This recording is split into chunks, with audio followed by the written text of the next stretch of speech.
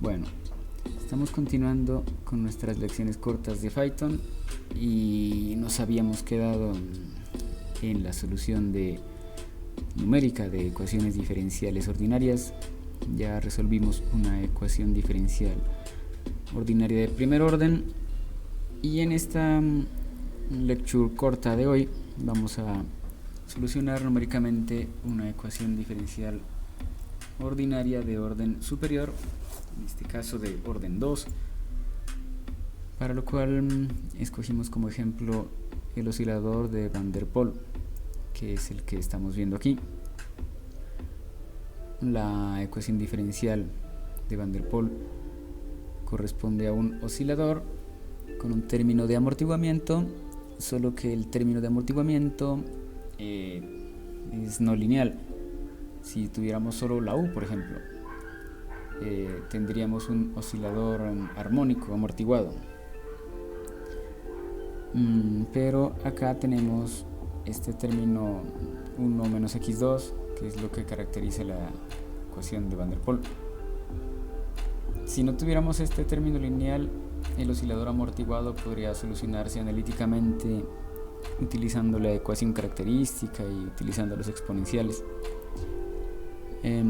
Pero con este término no lineal se dificulta mucho, y entonces hay que solucionarla numéricamente. No estoy muy seguro, pero creo que no hay solución analítica para este oscilador.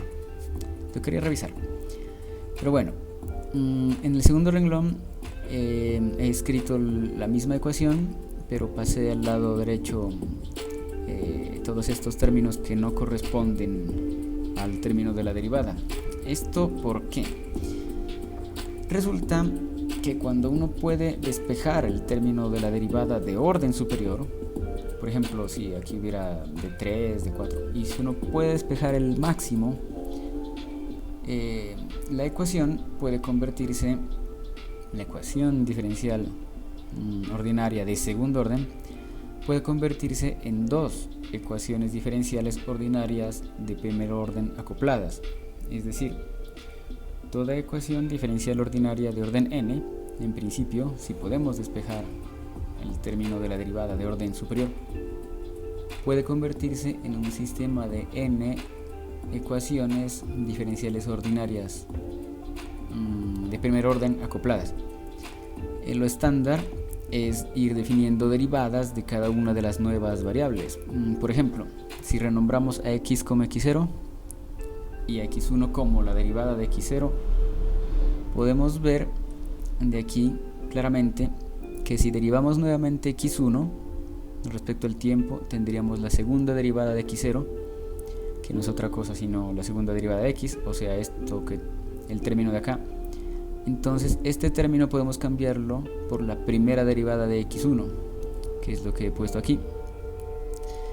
El término de amortiguamiento no lineal queda igual, excepto que cambiamos x por x0, y de x de t en términos de nuestra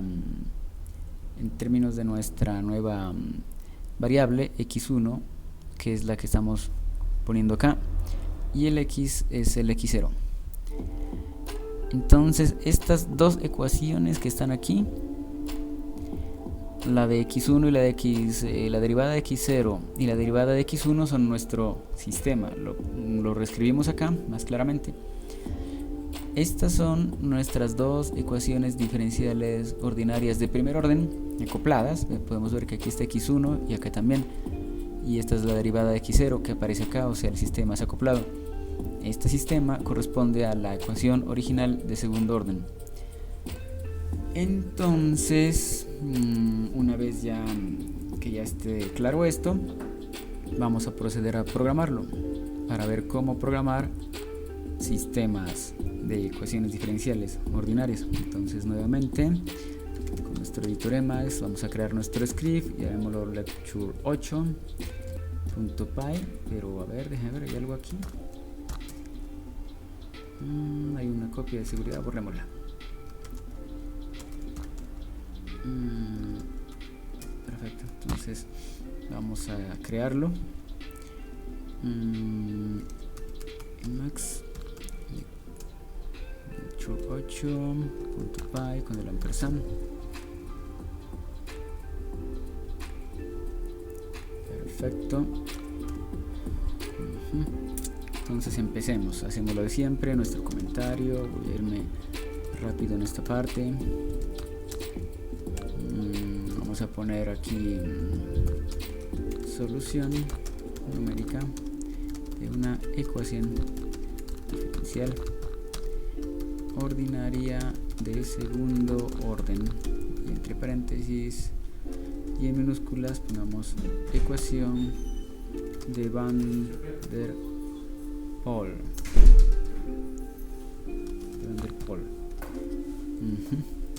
Entonces pongamos acá, por ahí llegó mi roomie, estaba saludando, ya se fue para su habitación. Entonces ponemos aquí módulos del sistema. Guardemos y vamos a importar nuestra librería NumPy como np.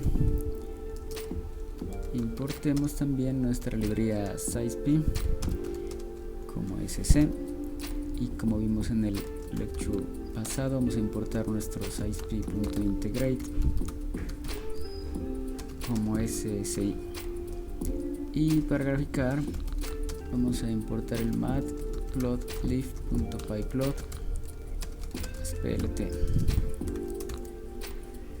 Perfecto. Nuestra ecuación de Van der Pol, que es la que tenemos acá, tiene un parámetro u. Entonces siempre es bueno, como un buen hábito de programación, hacer al inicio una lista de todos los parámetros de nuestras ecuaciones, pero en este caso solo tenemos u. Y de hecho, para simplificar, podemos dejarlo en 1.0. Podría tomar cualquier otro valor, pero dejémoslo en 1.0 en este caso. Ahora sí, la parte de la definición del sistema de ecuaciones, que son los que llamamos las funciones RHS, las funciones del right hand side. Perfecto.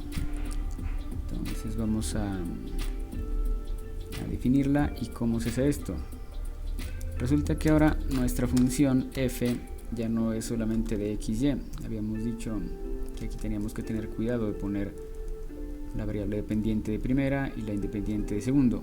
Aquí es igual, la independiente va en el segundo lugar, solo que en la variable dependiente ya no es una sola variable, sino que va a contener las nuevas dos variables, la x0 y la x1. Entonces podemos poner b, que en realidad va a ser un array, y ese array lo vamos a poner aquí en el segundo renglón y lo vamos a definir como conteniendo x0 y x1, de tal manera que el array b o v pues contiene las dos variables. Entonces pongámosle aquí b contiene las variables x0 y x1. Guardamos, y ahora sí podemos definir nuestras dos funciones del lado derecho, que son esta y esta. Las vamos a llamar f0 y f1. Entonces pongamos f0 igual a x1, aquí podemos ver x1, damos enter, y f1 igual a esta parte de acá. Entonces vamos a poner u por, abrimos, cerramos paréntesis, 1.0 menos x0 cuadrado. Entonces pongamos x0 por x0, 0 por x0, pero esto a su vez va por x1 y todo menos x0. Esas son nuestras dos ecuaciones del RHS, del right hand side. Ahora solo tenemos que retornarlas, pero como vamos a retornar un array, retornamos las dos, f0 y f1, y ya está definida nuestro sistema. Está definido nuestro sistema de ecuaciones del lado derecho, o sea, estas dos ecuaciones acopladas que vemos acá, están aquí, vamos a revisarlo. La variable independiente va de segunda, la variable dependiente en forma de array que contiene x0 y x1. Cuando la invoquemos va a evaluar aquí un array y lo vamos a pasar, lo vamos a descomponer en x0 y x1 para poder definir f0 y f1, que es lo que va a retornar en forma de array también. Entonces entra t y el b del paso anterior y retorna estas dos funciones. Bueno, esa es grosso modo la sintaxis de cómo definir nuestro sistema. Y la parte que sigue ya es muy similar a lo que vimos. Vamos a definir nuestras condiciones iniciales.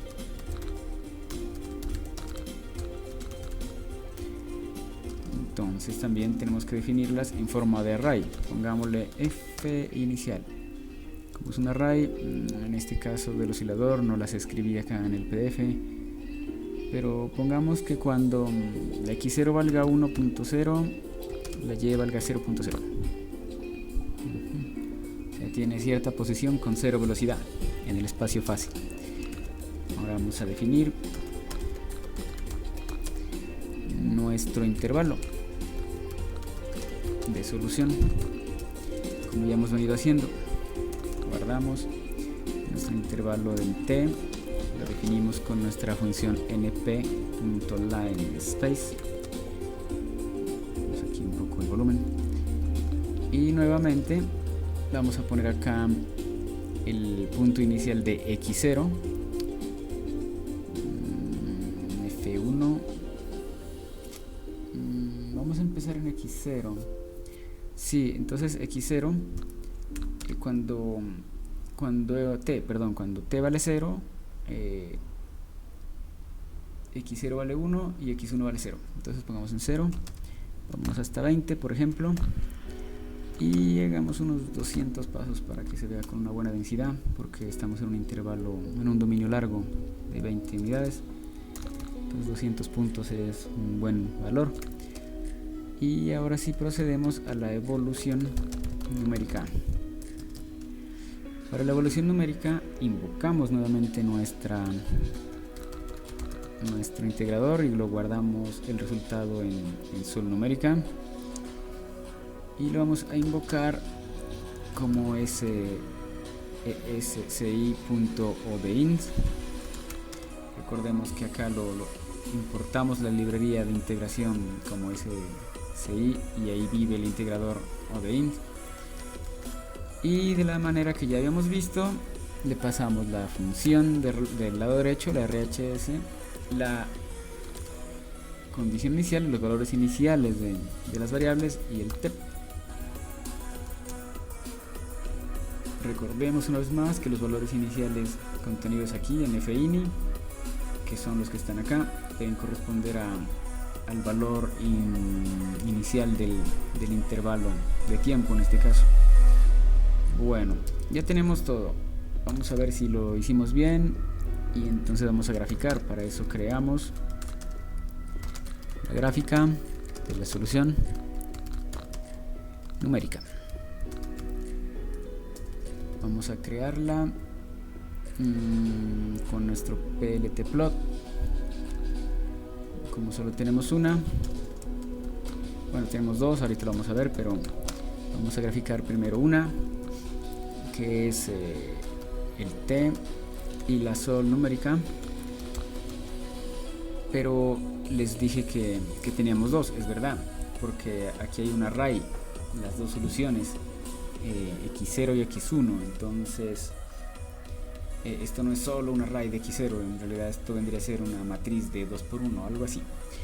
Entonces vamos a graficar la entrada 0, que es la que corresponde a x0, y vamos a mostrar la gráfica como ya lo habíamos visto con plt.show y el argumento en vacío. Guardamos y vamos a correr nuestro script. Vamos acá nuevamente Vamos a ponerlo al lado derecho, me gusta tener las consolas al lado derecho y las gráficas al lado izquierdo. Entonces vamos a correrlo con el Python. Bueno, aquí no se ve bien, en realidad el prompt está un poco escondido, pero está así, lo que tenemos es esto. Ahí está el prompt, entonces ipython 8.py, para que se vea bien, agrandemos la consola, perfecto. Y vamos a ver si lo hicimos bien. Esperemos que sí, porque siempre es un poco molesto buscar dónde están los errores. Pero perfecto, aquí está nuestra salida del oscilador de Van der Pol. Podemos verificar en internet, en matemática, en cualquier página, y es típico este comportamiento. Por eso al oscilador también le dicen que es como la ecuación diferencial tipo latidos del corazón. Esta es la solución para la variable x0. ¿Qué pasaría si graficáramos no la x0 sino la x1? La de las velocidades. Entonces ponemos aquí x1. También podemos verla para mirar su comportamiento. Perfecto, aquí está. Esta es la solución para las velocidades en el tiempo. Y también podemos ver pues que es correcta, y también podemos hacer el ejercicio de graficar el espacio-fase. Entonces no solo graficar x0 y x1, sino graficar en lugar de t. Bueno, vamos a comentar esto y copiémoslo para que se entienda mejor. Copiémoslo acá. Entonces en lugar de t podemos poner la solución numérica, pero la entrada 0, para que no nos grafique tiempo respecto a posición o tiempo respecto a velocidad, como lo acabamos de hacer, sino posición respecto a velocidad, que es lo que llamamos lo que se llama la gráfica del espacio-fase. Para ver si vamos a verla aquí, a ver si lo hicimos bien. Perfecto, este es el espacio-fase para el oscilador. Entonces ya no es el tiempo contra velocidad o posición, sino posición contra velocidad. Bueno, entonces esto creo que es suficiente para ilustrar cómo programar un sistema de ecuaciones diferenciales. Si son más ecuaciones, definimos más variables y todas van dentro de este array x0, x1, x2, y asimismo retornamos la f0, la f1, la f2 por acá, f0, f1, f2, las definimos aquí en nuestro sistema. Tendríamos que cambiar nuestra condición inicial, que tendría 3 entradas, etcétera, pero en principio la sintaxis es esta sintaxis que acabamos de ver.